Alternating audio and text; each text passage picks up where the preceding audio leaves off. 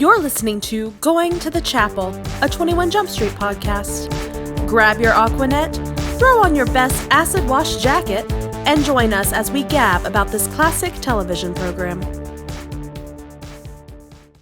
Hey there, Narc Blossoms. I'm Amanda McLaughlin. I'm Christopher McLaughlin. And this is Going to the Chapel. This podcast is a deep dive into the Fox television show 21 Jump Street that ran from 1987 to 1991. And just like in our marriage, I know nothing. And I know everything. She does, I it's feel true. like I'm just going to do that different every time I say it. Go for it. We don't want to get bored. So, Season 1, Episode 4, Don't Pet the Teacher. Can I do a quick correction on our last episode? Yes, please do. I don't know if you remember, but at the very end of that, towards the end of that episode, when they were about to go arrest, I can't even remember the character names now, the two guys who were stealing cars, and we talked about Johnny Depp doing the Pee-wee laugh, and you had said that you thought this was before Pee-wee's Big Adventure, and I actually looked it up because I could not remember. Pee-wee's Big Adventure actually came out in 1985, which... It was way earlier than I remember. Way earlier than I remember, too. I guess because it, in a weird way, it was like ahead of its time as a movie, because it still holds up pretty well, I think. I mean, it's been a while since I've watched it. But... Well, yeah, but anyway, so that's good to know that it was after Pee-wee's... I knew the TV show. Because I'm sure if anybody listens, they will probably have something to say about that. I love the Tim Burtonisms that sneak into Johnny Depp before he even worked with Tim Burton. But anyway. Yes. So let's dive into Don't Pet the Teacher. No cold open, so we have the title card. Or the title sequence, and then the title card, which I don't remember there being a title card before, that says "Don't Pet the Teacher," superimposed on the outside of the school at night. Anyway, the first time I remember seeing it, but okay.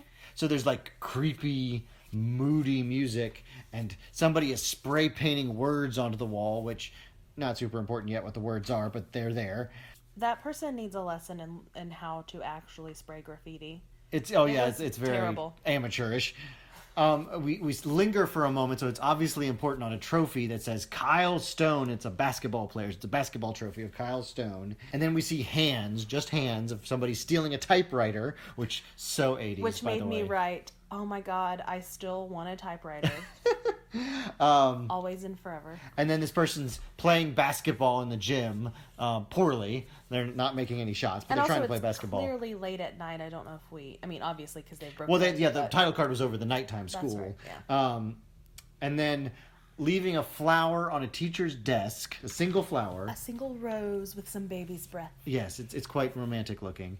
And then that's it. And we cut. And the name, the teacher's name is on their desk, right. And it says Miss Chadwick or just Chadwick. Chadwick, right? Which we'll of course discover who Miss Chadwick is in the course of the episode. Of course. But we cut to 21 Jump Street, presumably the next day, and Janko is reporting on this B&Es. I love it when they use like lingo, breaking and enterings. There's a series of B&Es at the high school. They're also just kind of chilling, and I wrote down Doug is laying down on, like, I think it's a sofa, I guess, but he's got his gun. It just looked really unsafe the way he was laying. Well, it's holstered though, with isn't it? His holster. But somehow I can't remember. I just wrote down that seems unsafe. The way he was laying, on it. I don't know. I mean, they've gotten a lot better about this with actors in terms of training them on how to use firearms. But you can always tell the actors that have been around firearms and the ones that haven't. I don't know how you feel, because we've already seen them draw guns and things. I feel that they've done a pretty good job in that aspect. To, like the way they hold guns, like looking as if they don't look completely amateurish.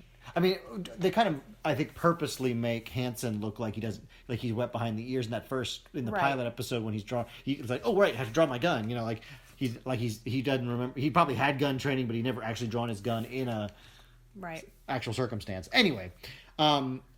Everybody looks relatively normal here, although Depp does have the like sport coat with the sleeves shoved up, which was so Don Johnson 80s look. Mm-hmm. But otherwise, everybody looks pretty normal here. So I kind of was like, oh man. I didn't write anything about clothing, so. So there's no. He notes importantly, by the way, for the high school that there was no forced entry, so they think it's an inside job. So Hanson, of course, is going to be a high school student and go investigate. I wrote the boss ! So someone apparently brings up Springsteen at some point. Was it Janko, I think? I don't remember. I didn't write that one down, so I don't know. Later in the episode, someone says something about Bruce Springsteen. That's why I don't know. I'm assuming something. There was something about maybe a I don't know. But I just wrote down the boss ! Because he and I share a birthday. That's all I care about. And I put I can dig it, man, which I'm sure is. That's about so. I did write that one down. So this is Aoki. We find out is studying to be a sergeant. Yes. And so Janko is very excited about this. And he's like, Sergeant Aoki, I can dig it. Or HT Aoki, I can dig it. So yeah, he's having to study and prepare for his written exam and his oral exam and all that jazz. Right. So that's the end of that scene. We cut then to Hansen driving his Mustang, and bam! He has a blowout. And he pulls over to the side of the road, and he gets out with his bright white tennis shoes, which look like they just came out of the box, by the way. When I was a kid, I was made fun of because I always wore white tennis shoes, and I liked white tennis shoes, but I think it was always a nerdy thing. So I guess they were trying to make Hansen look nerdy. I don't know. But it's very dad. I think there was a certain time, maybe it was like a preppy style. I guess. Like, I think there was a time that white tennis shoes were a thing. It's now like dads wear white New Balances. Like white tennis shoes personally, but then again, I wear, pink Doc Marten high top shoes. So anyway, so he sees the flat tire, and he doesn't have a jack, which for a car guy, and we've established that Hansen's a car guy. He doesn't have a jack in his car. Jack in his car. He is the one who knows about fixing cars. I think that's the strangest thing. I'm not a car guy and I have a jack in my car. But anyway, so he's trying to hail somebody down, and finally some nice lady stops. And so they have this very immediately flirty interchange. Where she's like, oh, it's only flat on the bottom. And she's like teasing him. And she is cute. I will say that she's very cute. She's got like the severe short haircut, but it's very cute. I want to establish that she's not like the most beautiful woman on earth. I mean, that sounds mean. That's like, I'm not judging her. Attractive, but she's not. She's very cute.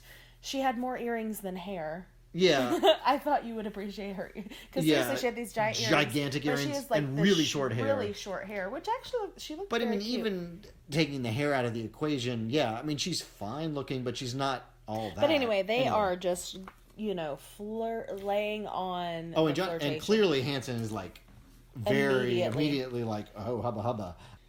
At some point he says, welcome to the 80s. Oh, I know what it is. She hands him tire foam to fix his tire because she doesn't have a jack, but she has this, I guess it's like automatic tire sealer this something. Is a we never thing see what it is. Now too, but she says welcome to the 80s when she hands it to him, and I'm like, oh yes, because the 80s, man. It's so modern. We're here in the 80s where it's so modern right now. But I don't know. So here's my question about those. I know about that kind of stuff. It's like that sealer kind of stuff to where like you can basically patch a flat to get it somewhere. Right. But I don't know how helpful that would actually have been to him in that situation because his tire was actually like pretty flat. Well, it was a blowout. He wouldn't it wasn't be just able to put air in the tire and then seal it where he was. I'm not actually sure how helpful that would have been. Like with a slow. So again, I'm not a car guy, but like if you have a slow leak and you need to take it somewhere, and it's kind of like if you can fill the tire, put that stuff in the tire, and drive around on it safely to get it to a tire store. Like that's the idea of that stuff. It's not like it doesn't magically refill your tire and make it safe to drive your car. I feel like if she had maybe had one of those air pressure things that you could put like portable. I don't even know if that would have been a thing in the 80s, like a pump. Yeah, well, you can have one of those like manual pumps. And she gave him that. I don't know. Anyway, it doesn't matter. I put very cute, meet cute. Well, and I forgot to mention she talks about does she have a jack, and she's like, well, I have an ex named Jack, and so as she leaves, he goes, good luck with Jack, and he's like, can I make it up to you? He has this whole like they have this cute little pun, very cute thing happening. Yeah. So her name is Susan Chadwick. We find out, which, as you pointed out, should ping in your brain for a certain reason. It didn't ping in mine, but we cut to now the interior of the school, beginning of the school day. The janitor is having to clean up. I guess it's the graffiti from the breaking and entering. Yes. And this kid with a mullet. It's the first thing I noticed about him. He has this sort of... It's not a true mullet. It's just long in the back. It's just not a great hair look. And his name is Jeffrey. Yes, and he's giving the janitor all this hell. Yeah, and including... I wrote he uses. We're not going to even say what he says because it's basically a version of the R word. The R word, which is a referring word to mentally ill people. Yes. Well, or like it's not mentally handicapped people. Yes. Yeah, it's not a good word. It's not a word we use anymore. It was more common than I'm aware. I admire that he doesn't use that actual word, but he uses like a shortened. I know this sounds like weird, like I'm not saying exactly what he says, but it doesn't matter because either way, it is not an okay word to use. And I was like, ew, I don't like this. And this actor playing Jeffrey, yes, probably doesn't look familiar to you, but his name is Jeffrey Blake. His real name is funny. Jeffrey. He was in Forrest Gump. Really? He was the, like, a-hole boyfriend, like, abusive boyfriend of Jenny. Oh, the one who Jenny. Abuses Jenny. Oh, yeah. And I know him as, his name in that, I can't remember, McCloskey or whatever in the movie Young Guns. He's one of the okay. Yeah. Young Guns is very vital to Amanda's childhood and entire development. So yes, for many reasons. For many reasons, Young Buns is their nickname for it. If that gives you any idea of why it's important. Okay. But anyway, my dad is a really big fan of like Old West stuff. Yes, he fostered that in me. I find it very interesting. I've seen Tombstone 5,000 times, and we've also watched Young Guns a lot. Not just because Emilio Estevez's butt is in it, okay? That's all I'm going to say. Doesn't have anything to do with 21 Jump Street. They know that this Jeffrey character sells things to other students, so that they're probably hot. They don't know everything, but he's basically a suspect. And so he denies to the principal being the perp, and he's totally just a dick to him. Although I have to say, this is the first scene, I think, and I'll sort of spoiler for the rest of the episode, that he kind of grows on me as the episode goes on, because he is sort of clever, and also the actor is just having the time of his life. Oh yeah, he's enjoying the hell out of this character. But I he's wrote a total something dick. Funny that he said is because basically the principal 100% thinks it is Jeffrey, and Jeffrey's kind of playing with him, and he's like, maybe you should contact. I don't remember if he says contact FTD or like an FTD Cupid. Oh, the FTD Cupid, yeah. It was really funny, which is like the flower delivery. Yeah. If you don't know what FTD is, they're still a thing, flower delivery service. And this is, the FTD flowers. It's basically like, then you would have to, I think, call an 800 number or, mail in something. Well, now there are florists who are like, because you get. Well, it's not like 1-800-Flowers. I think actually they may have had stores too. Anyway, not important. But yes, that's the FTD Cupid joke I liked too. Well, I also want to mention before we get to the classroom, this is the first time that we hear him talk about Kyle. So we find out that in Cambodia, this Kyle character, if you remember in the very beginning when the intruder is doing their graffiti. Yeah, I mentioned you trophy, mentioned his name. So Jeffrey is the brother, the younger brother of Kyle. And he mentions something about, I think the principal maybe mentions that, how his brother was a good as they always do, comparing the younger brother to the older brother. And we mentioned something about him being lost in Cambodia. And so we get this sense that something has happened with Kyle. Now, I have no idea what...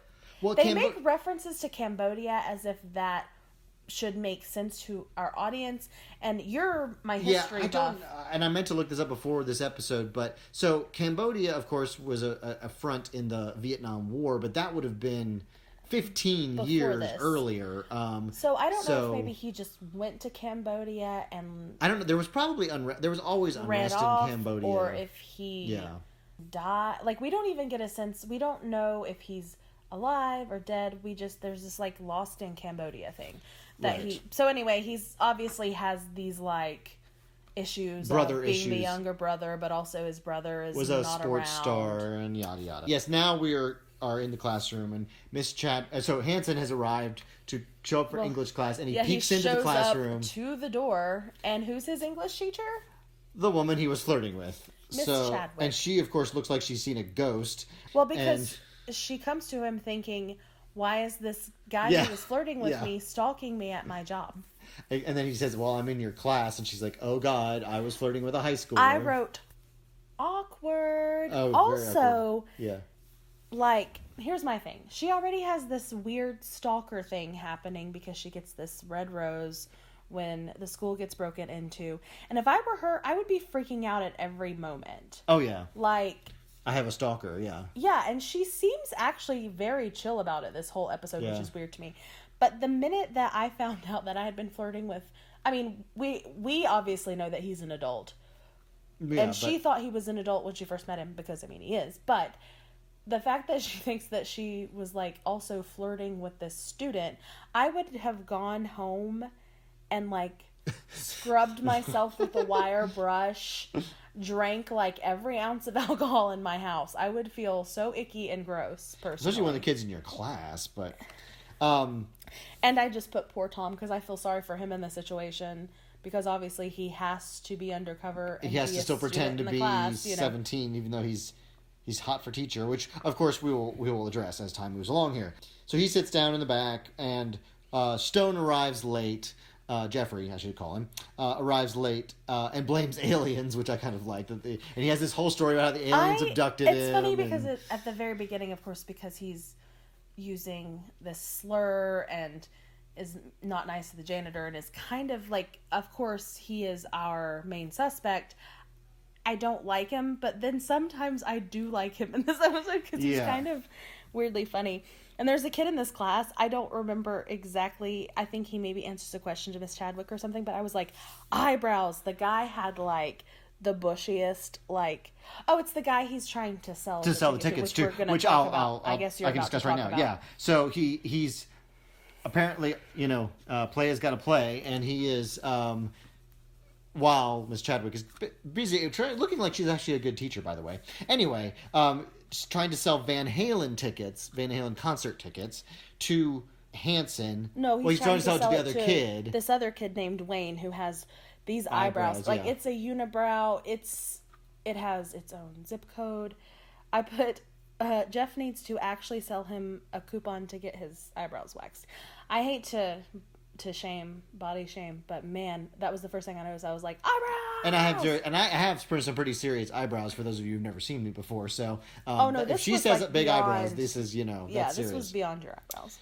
So he's trying to sell it to the other kid, and then Hanson basically undercuts. Oh, the other kid doesn't have cash, so he's like asking basically for a, advance essentially. And Hanson's like, I've got it now, and he basically deals it, down a little bit in price. And so, needless to say, Jeffrey's impressed by Hanson's ability. And so Chadwick comes back and realizes what's going on, and basically is like, what's happening. And that's when Jeffrey taunts her.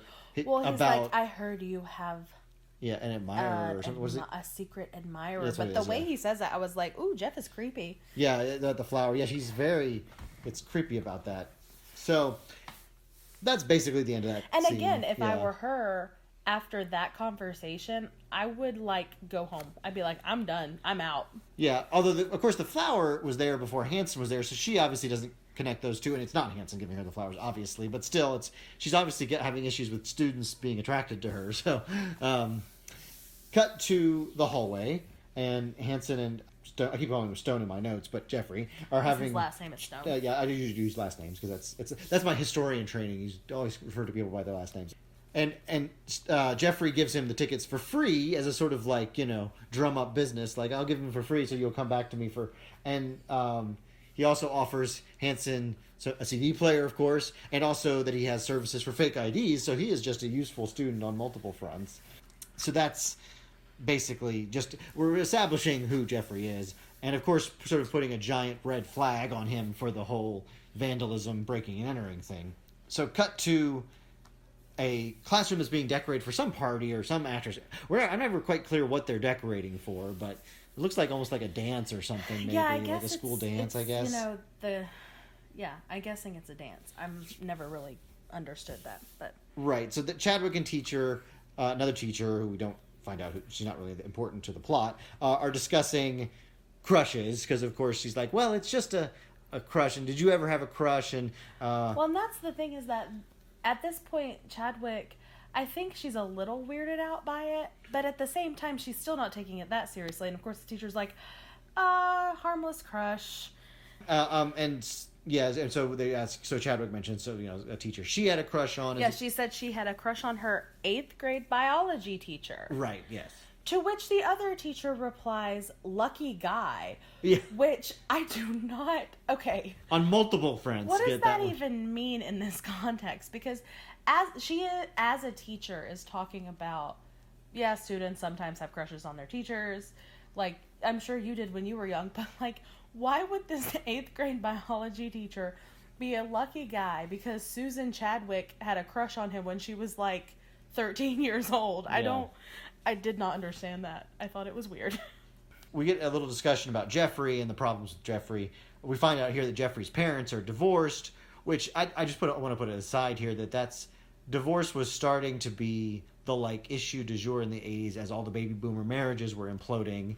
And so it became, I feel like it was in every, and this is, I was early 90s, I guess, that I was watching most of my pop culture, but like I feel like every but very special episode was about parents divorcing. Well, because it was becoming more common, but it was still not normal. Yeah. So, I mean, I feel like my generation, like me as a basically older millennial, and then, kind of a few generations behind me, it's almost like the opposite where it's weird if your parents haven't been divorced or married before. I mean, like your parents are divorced and my parents are still married, but like I was the exception. I feel like most of my kids, most of the people I were friends with, or at least acquaintances with in school, their parents were, not everybody's parents were divorced, but it was super common, partly because of the rise of no-fault divorce. Because it used to be you had to have like a reason, like infidelity or abuse or something, and now you can just get divorced because you irreconcilable differences or whatever. Right. Anyway, so it was issue. It was a big issue in the 80s anyway, because you're right. It was starting to be more common, but it was still seen as this.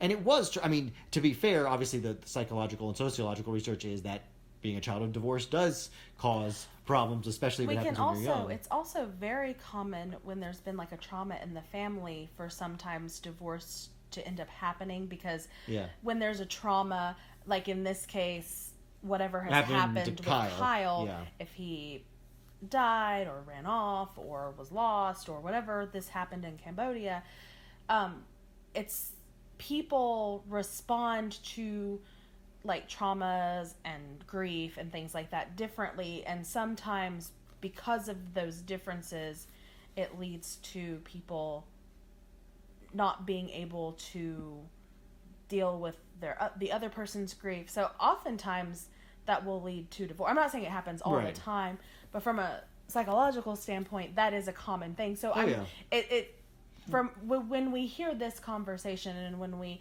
find this thing out about Kyle, it kind of makes more sense why Jeffrey might be the way he in is. a bunch of different places. Reminds me, whenever we would have like parents meet your teacher days at school, those kids that were like super annoying, you'd then meet their parents and you'd be like, oh, I see. And with Jeffrey, it's 100%, as we will find out, that way. I mean, I used to be a teacher, and you could sometimes tell when things were going on at home, and we would see, even in our 3 and 4 year old classrooms, we would see behavior differences if we knew. Like I had 2 or 3 parents over the years that were in the process of separating and divorcing while their child was in the daycare, and you could absolutely tell from the way they were interacting with you that things were like that. Of course, because it's their entire world is being torn in different directions. Torn apart, yeah.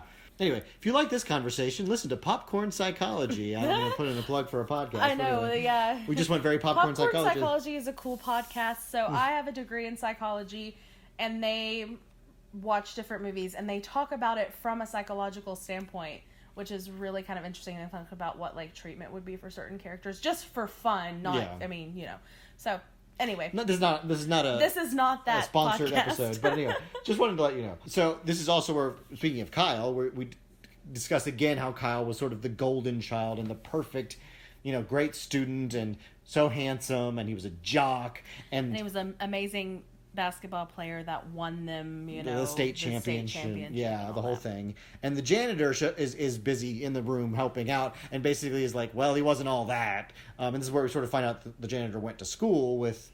I don't know if we find out here, but we will find out that they went to school at the same time as... that he used to go to the school he is now working in. Yeah, Janowitz is the janitor. Yeah, with Kyle.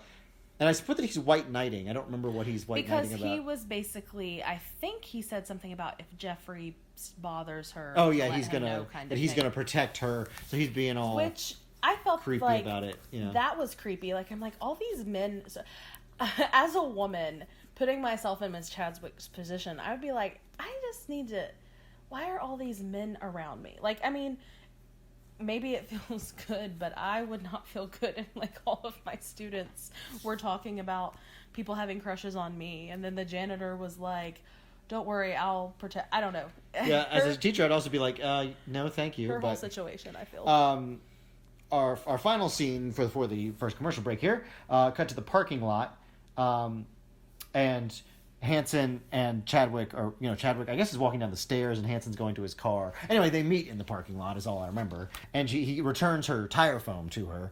And she thanks him for not saying anything in front of the class about her. Because, I mean, you know how I imagine, that was really embarrassing for her. And if he'd been like, hey, class... She hit on me the other day. She's thankful. Why would he do that? But he's handling it well. Because she thinks he's 17, so she thinks like, "Wow, you're super mature to handle that as well as you did." I put Depp movie star eyeball sex. I should say. I put a different word that begins with the letter F. But so Johnny Depp. We're trying to stay at least like PG, maybe PG-13 up on this podcast. One of the best at his giving eyeballs. Yeah, especially when he gives the bedroom eyes.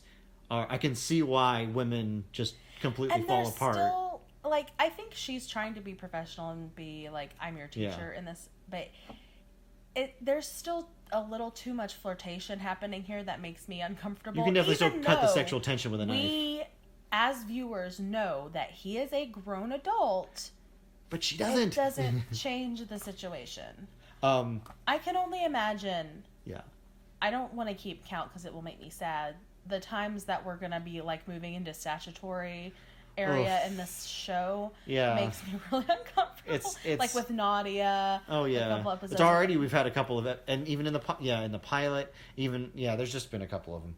So she opens her. Gonna put grown police officers in high She school. opens her car door and looks down, and what do we find on the driver's seat but another single rose with baby's breath, and she gasps. And we cut to commercial. The mad flower and then we get a commercial for Monchi cheese. I guess. I should look up 80s commercials and see what sort of commercials might have been around in 87. Like, I'm sure there's a YouTube compilation of best commercials of 87. I would sing the Monchi jingle, but I feel like even that might get us in trouble. Yeah, we can't sing anything. Although if anyone would like from the 80s is still around and would like to sponsor us, I'd be happy to take that money. Caboodles, if you'd like to sponsor us. I have 5 caboodles in my house right now. Yes, and we need more caboodles, clearly. Maybe we could do a caboodle unboxing video. Oh my gosh, that's my dream. My dream is doing an unboxing video based on the movie 7. Anyway, moving on. What's in the box? What's in the box? We've gotten way off track. If someone could make me a caboodle with Gwyneth Paltrow's head on it, thanks. Anyway, back to 21 Jump Street. After this commercial break during the podcast, we cut to 2 people making out, an older man and a clearly younger woman making out. We see Jeffrey come down the stairs, and so clearly we're at Jeffrey's the stone house. Yes. And he just plops himself down on the... I love that they're just making out on the couch. He just plops himself down and starts watching TV. Ew, but then as a parent, I'm like, I mean, yeah, I know, parents gotta get it too. But she's clearly so much younger than him. Yeah, it's obvious. She's 12. I'm not sure that she's legal. Can we talk about it? Yeah. Maybe she is. I don't know. And I think, is it Jeffrey has got any money? And he said, it must have spent it all on your PJs.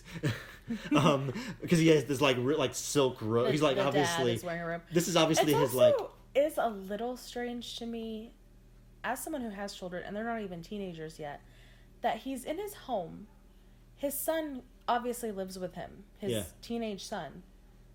Go to your room. No, he was clearly going to have sex with her in the living room. Get a room. Don't they have like the fireplace going? I feel like it's like so, very romantic. They're, like, on the couch. And he has like silk PJs on and yeah, but Jeff just comes down, starts watching television. And I wrote down, this is fun. There was something that flashed on the TV, and it said Patrick Hasberg as one of the, and he's one of the, I guess, producers or writers, showrunners of 21 Jump Street. So I thought it was that was obviously on purpose, but it was kind of fun. So, but yeah, I wrote, that girl is 12. Maybe not, but the dad is obviously old enough. Well, and Jeffrey has that great line about... He says something about tomorrow's a school day. And I have to go home. she gives him like a shit look, so I'm like, is he just being funny? Because he does... This is actually pretty funny. This is, I think, where he really won me over. Or is she actually someone he goes to school with? I think so. I think he's a joke.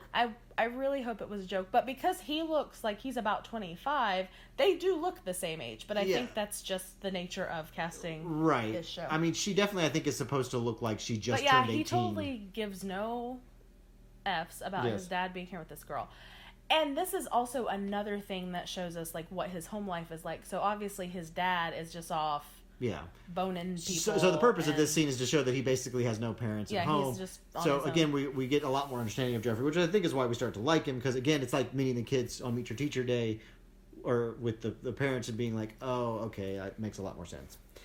So the next scene is in a club where people are, and I put dancing in quotes because it's 80s white people trying to sort of. I don't even know how to describe it for a non-visual. I'm doing it on the couch right now, but it's like this.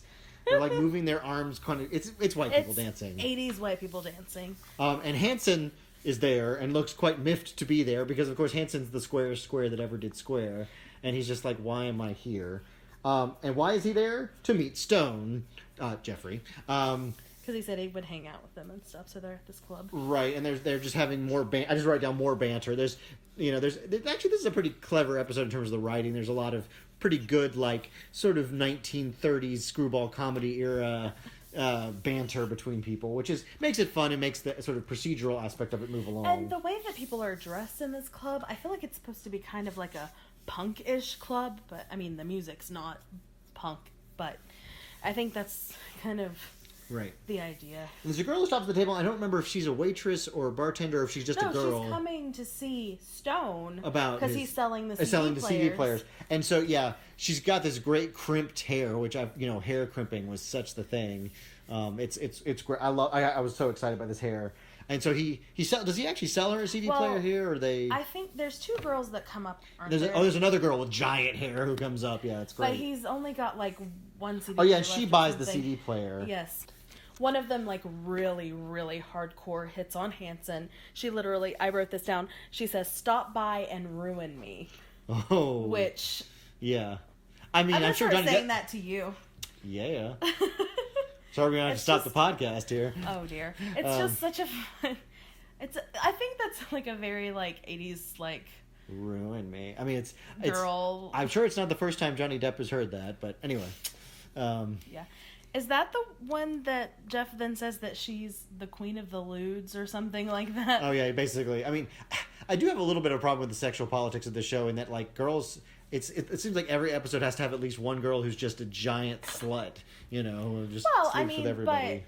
But I guess at the time you would have considered them sluts, but, I mean, good for them. Well, yeah, but I mean... But I mean, even in the way the tone of the episode but when he says queen of the lewds, you know what that means. She takes, like...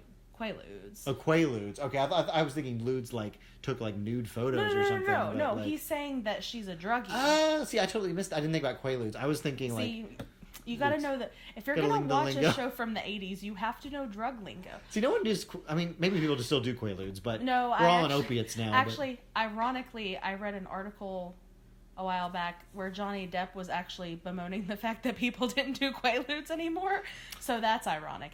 R.I.P. Hunter S. Thompson. That Hanson's eyes bug out like, oh, a druggie. Like, it's the worst thing. Which is funny to me because I was like, okay, I know this is before Johnny Depp was best friends with Hunter S. Thompson, but I will tell you something. Johnny Depp has been a king of the lewds himself, I'm sure. Yes. Well, this sounds like I'm like trying to bash Johnny Depp. I'm not. But when you're like besties with Hunter S. Thompson, you're gonna be doing some drugs. There was this great journalist who did a thing on Hunter S. Thompson, and she got so high because that's what you do when you meet Hunter S. Thompson. He's basically he pops pills in front of you and just says, take these, basically. He'll just hand you shit and won't tell you what it is. He'll be like, hey, snort this and tell me what happens. Yeah. It was a crazy different time for sure. Okay, so, anyway, sorry, moving on. But no, it wasn't about her being slutty. It was about her being a druggie. Right, so we move on to Stone, or Jeffrey and Hanson. This is where the peeping Tom thing, we find out that he's watching Chadwick through her window. Yeah, he's like, that's Chadwick's house right there, and he's like watching her through the window. And I mean, it's just kind of creepy. I'm like... So again, this is especially the point where I apologize because I do not think that this quote is a nice thing to say. I would not want it said about me, but immediately I thought of in 10 Things I Hate About You. When they're talking about how everybody loves Bianca, right? Bianca. I was going to say what's her name, but I think it's the same Bianca, as Taming of the Shrew. How everybody wants to date Bianca. And Patrick Verona, the Petruchio of 10 Things I Hate About You. Heath Ledger. R.I.P. Heath Ledger says, what is with this chick? Does she have beer-flavored nipples or something? Which is terrible and hilarious in a way. Like, again... 1999 was also a different time. Let's just be real. It's still funny. I guess. But, like, because he's saying, like, why does everybody want to date this I'm so one obsessed girl? with this girl. And that's kind of how I feel about Miss Chadwick. Again, she's really cute. But like, the not whole... all that. Like, everyone is like, oh, Miss like Chadwick. She's a supermodel or something. Hanson's immediately in love with her.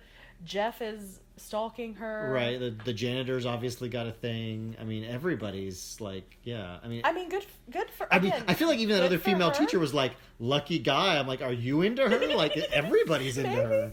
Yeah. Does she just like spray pheromones on herself as she walks around? Maybe. So anyway, sorry, I hate to like bring that up, but immediately a image of Heath Ledger saying that popped into my brain. So they drive from there and go to the school, and apparently Jeffrey likes to just hang out on the roof and look at the stars, think about his life, I guess. He also points out, by the way, in a bit of the police procedural aspect, that the exhaust fan cover comes off, so of course you can die hard your way into the school without breaking Hanson, in. like, as his friend, is like, what the hell are we doing here, man? He says, "Bammo, you're in," which I thought was a funny way to put it. I feel like we're sort of like... This actor has a really interesting pattern of speech that I kind of love. Yeah, so he of course has some chairs stashed up there to look... Well, and he's basically like, why are we here? And he's like, just to get away from out there, like, parents. And, like, you kind of, again, get this sense that, like, life has kind of been weird for him. So he just comes to the school and he just hangs out on the roof. Yeah, and of course we're sort of almost establishing with a sledgehammer that Jeffrey is a suspect in the breaking and entering situation. Because he knows how to get in, and he's in love, or at least interested in Chadwick, and he's kind of a dick, and he's got stuff that might be stolen on his person. So they discuss, his Cambodia issue comes up again with his brother, and, his brother issues. But again, we never get the full conversation. He never says what exactly it's about. Kyle...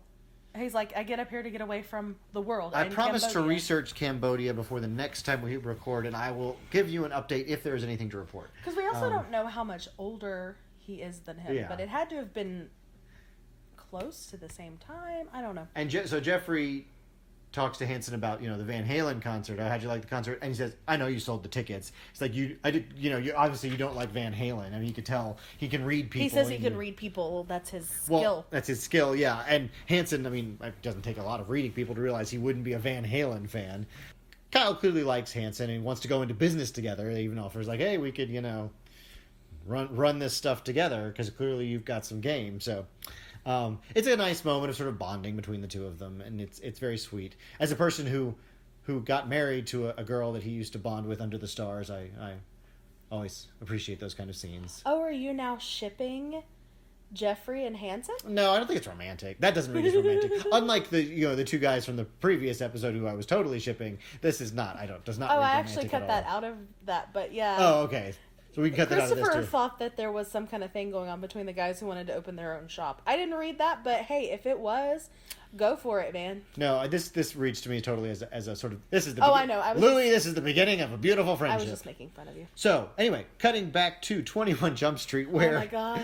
Penhall and Aoki. Let me talk about Peter DeLuise again, everyone.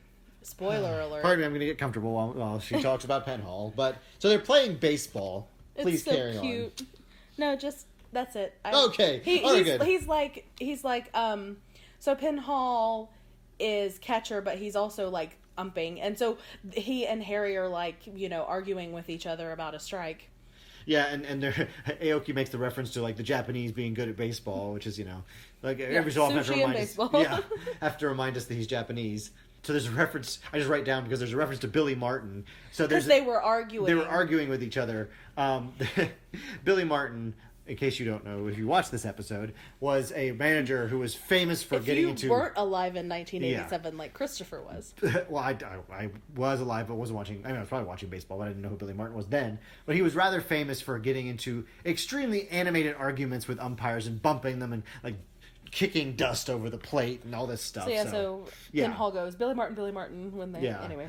And I love that you pointed this out to me when we were pre-talking about the episode, that they have like a baseball and a glove, but then they're playing with a billy club as a bat. I guess that was just to be like, remember, we're police officers. Yeah, but what they're doing actually is that they're helping Aoki study for his exam while playing baseball. Right. Is the deal.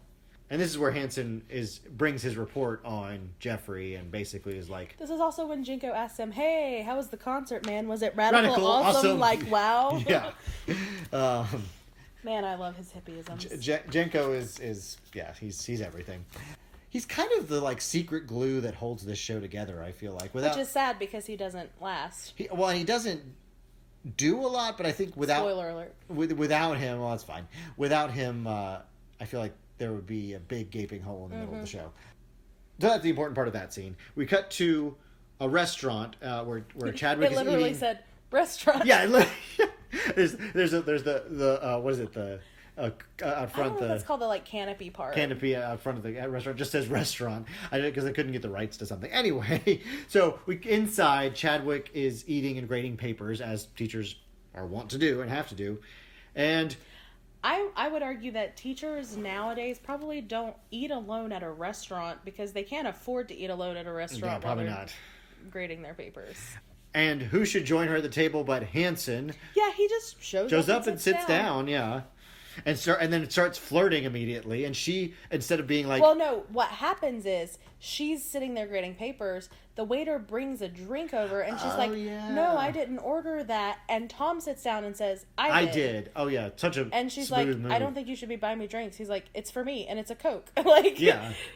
So because he's having to keep up appearances, but he's also still trying to like mac on her. And I'm like, why are you trying to have game when you're playing a 17-year-old? And she also asks like, what did you do with the last one? Pour it all over yourself because he's wet, I guess. Oh yeah, and he's like, it's raining outside, and then yeah. we hear her complain because she walked to the restaurant. Which here's my question: is Hanson also stalking her? Like, how did he know she was at the restaurant, or did he just randomly show up at the restaurant? That's something that I've never understood about. They don't really establish that. They don't say anything. It's like he just happened to go by restaurant. There's a few things that and see her. But if she walked there, it's within walking distance of her house. Yeah. So is he also driving around stalking her? Or maybe he's following Kyle, who's following her. Oh, that's not Kyle. Jeffrey. He's following Jeffrey, who's following her. Yeah, that makes sense. I mean, maybe. I don't know. It's not super important. But either way, he's like at the thing where he doesn't have a jack. A lot of things have to happen in this episode because plot. So I just like to question. He talks about her grading the restaurant. She mentions that she once did grades or liked to grade at a Twisted Sister concert, which I love the Twisted Sister reference. How do you grade papers at a Twisted Sister concert? That just seems like very too much noisy work. Yeah. Not only that, but if it's and standing dark. room only, you're like carrying all these papers around with you. I can't imagine how that would work. Anyway. And one of them, is it her who mentions if things were different, talking about between them? She says that.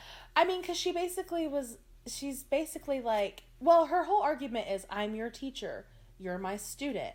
And I'm like, yes, there's a power dynamic, but also, hey, you're underage, which again, we know he's not. Mm-hmm. But this is my problem too.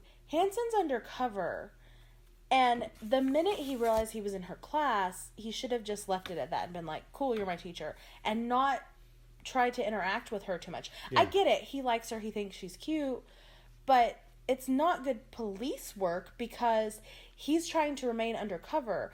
And undercover, he is like, he could basically almost get her. Like, I'm like, is he trying to like sleep with her so he can get her for statutory rape? Like, what is happening? Yeah, it's like almost entrapment. Well, but I know that's not what it is. I'm considering this like, this is, we need to like, we should have mentioned the quote earlier, because this is like the beer flavored nipples problem. There's numerous times in this episode where it's a beer flavored nipple problem.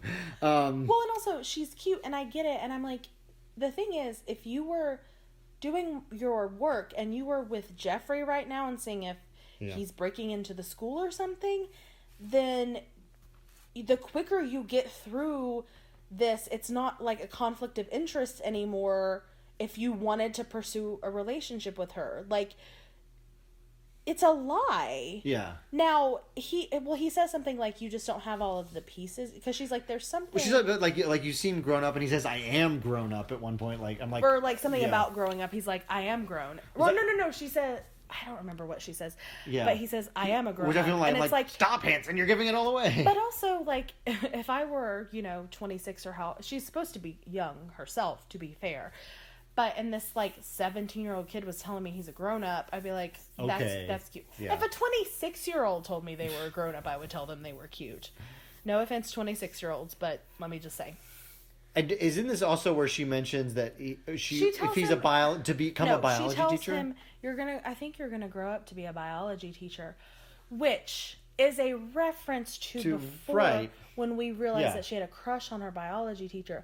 But I'm like, ew, because I even forgot about that. So I was like, that's gross. Okay, Mary Kay Letourneau. Exactly. Yeah. I'm like, you think he is a young kid. And it's weird because you were attracted to him. But like, if it were me, like if I met somebody at like, I don't know, in the same situation, and I thought they were cute, and we exchanged numbers, but then they were like, I have a world history paper due tomorrow.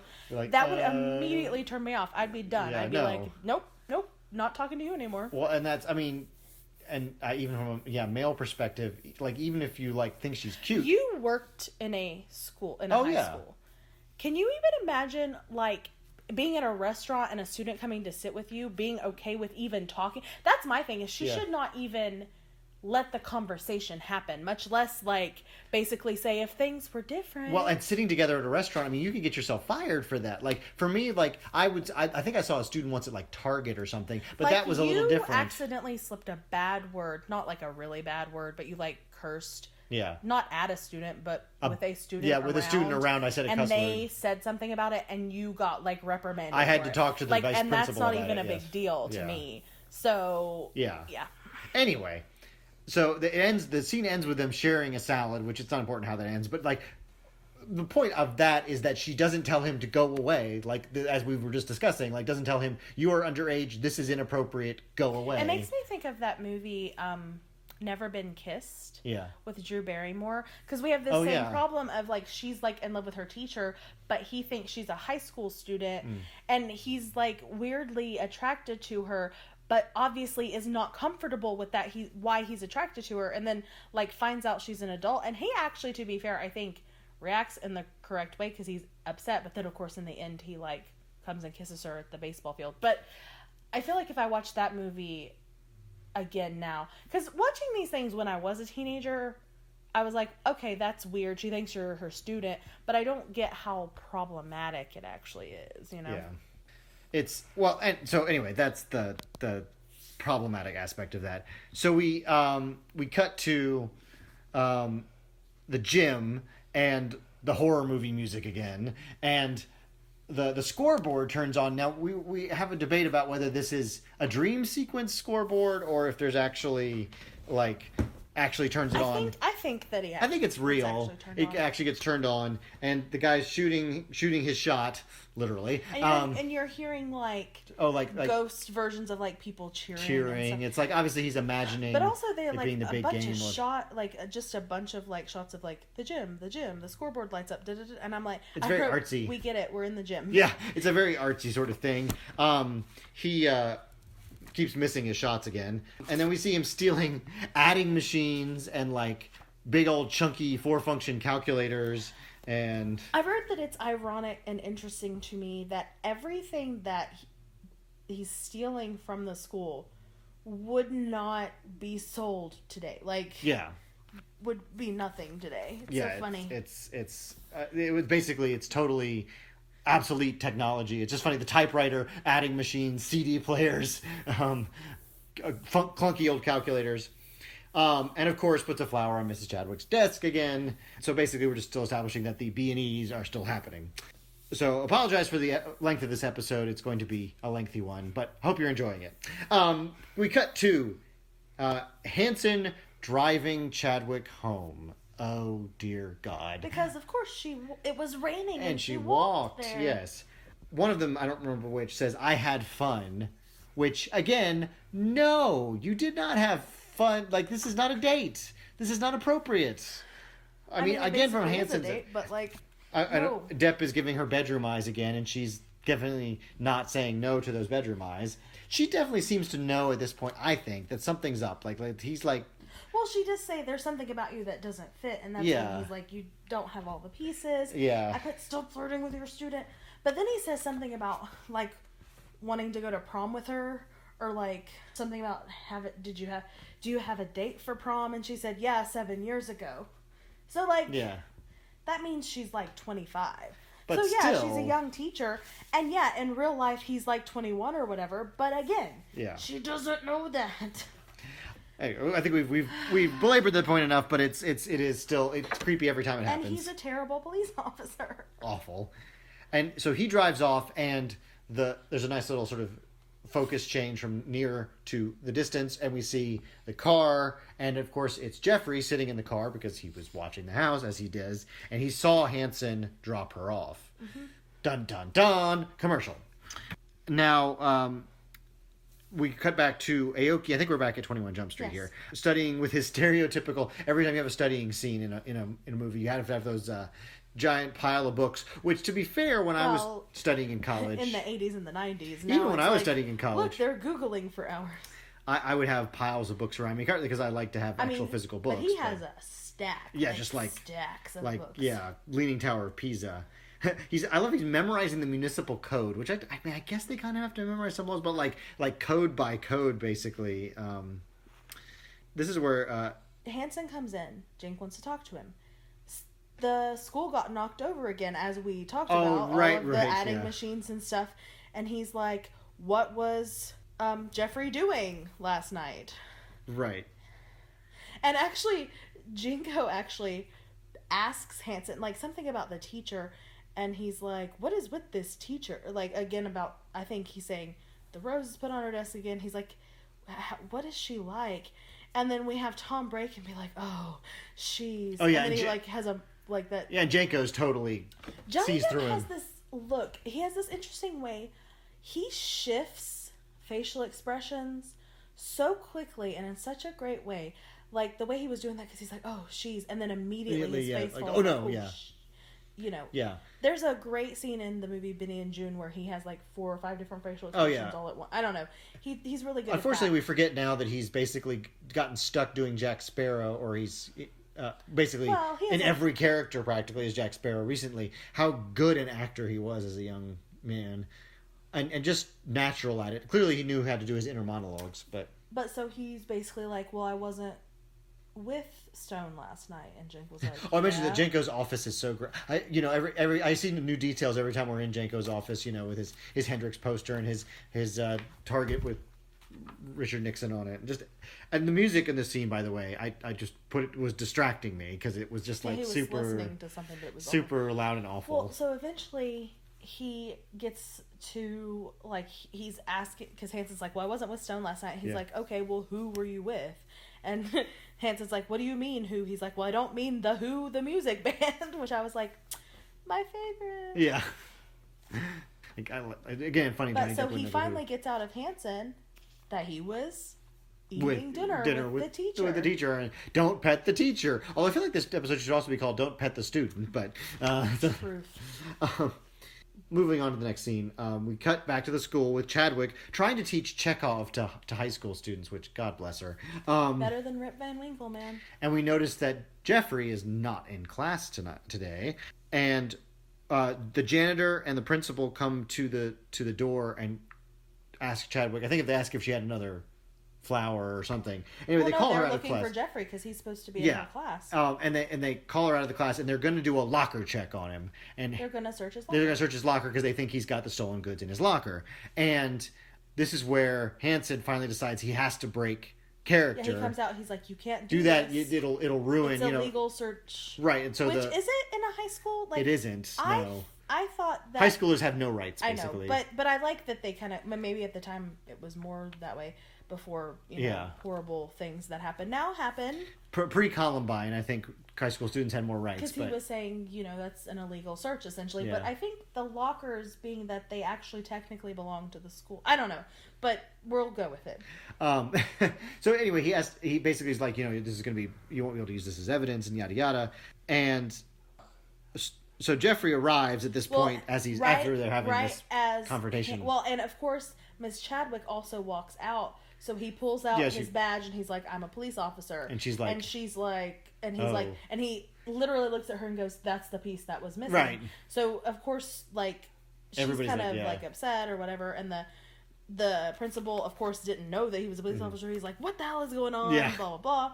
So he yells at the principal, let me do my job and don't get in my way or something like that. And then Jeffrey walks arrives up and says, he can't really do that, Right, and I will let you, since this is a very important line for the series, Jeffrey calls him a great name. A couple of times I've started this podcast by saying, hey, Narc Blossoms. And this is when Jeffrey learns that Tom is a narc. Yes. A police officer. He's like, what was it he says? I thought that you were just a jerk, but now I realize you're a professional jerk. Yeah, professional jerk. But he says, you narc blossom. Yeah. Like that, and the way he says it, I can't say it the way he says it, but it's great. And I'm like, narc blossom is great. So anyway, they tell him to open the locker. He's like, go ahead. It's fine. You have my permission, essentially. Like, whatever. There's nothing going to be in there. He's like, well, no, he says, well, you can't do that. Even the Cub Scout will tell you that. But then he's like, but it'll be okay with me to embarrass him. He opens the locker. What's in the locker? Adding machines and calculators and all of the contraband. So, of course, they arrest Jeffrey. Tom arrests Jeffrey. And Jeffrey all the while saying, I didn't do it. Right, and Jeffrey's like, I didn't do it. It wasn't me. I've been set up, basically. So, commercial break. And we cut to the police station, and dear old dad has bailed out Jeffrey. He's not...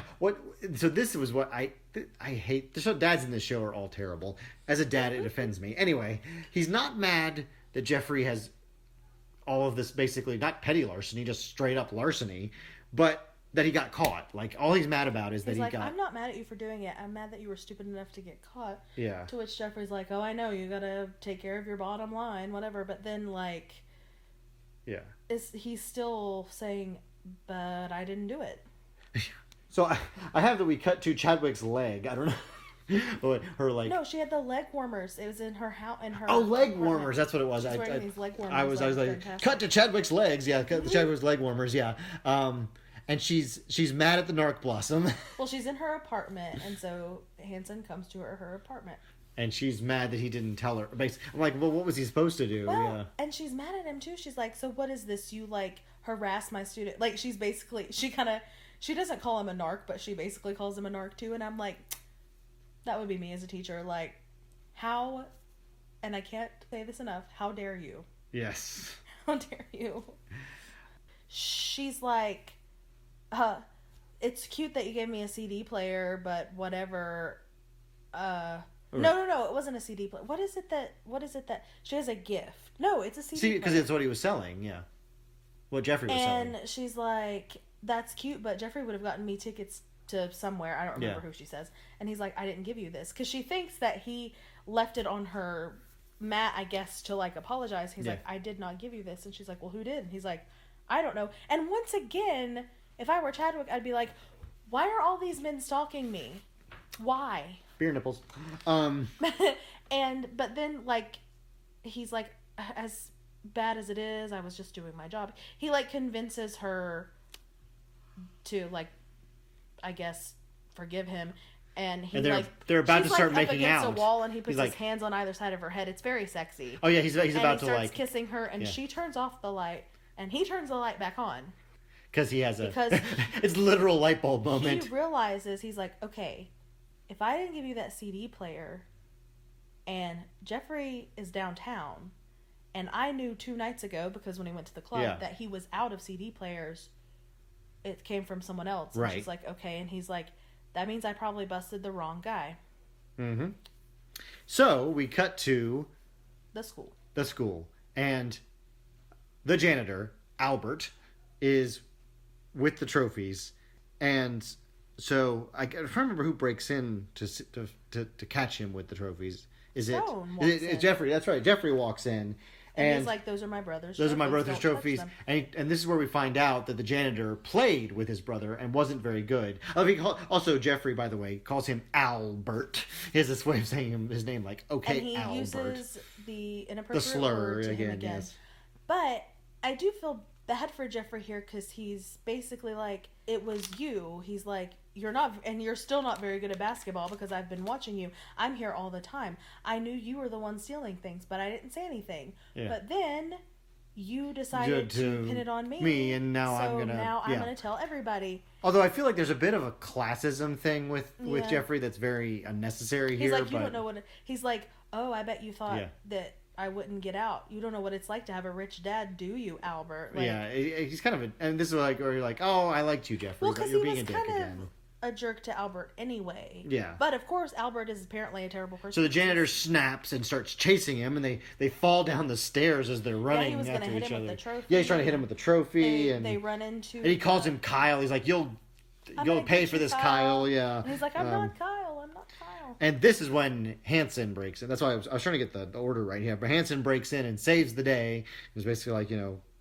he's mad he didn't get the trophy. So basically the janitor's mad that he wasn't good enough to get all the trophies. It's not even mad. So this whole thing happens where Hansen has his gun drawn on him, and then in the middle of the gym, he like starts freaking out. He like screams no. Yeah. We hear in the background like cheering boos again. And cheering. Yeah. And that basically because of Kyle, he had to be on the bench, and they always got the girls, and he didn't. And I had a thing written down that, do we think that Albert is mentally ill? I wonder if it's like just PTSD or something. But from what? From playing basketball? It's not from PTSD. Being bullied? I don't know. No, because I don't think he was bullied. He just wasn't good.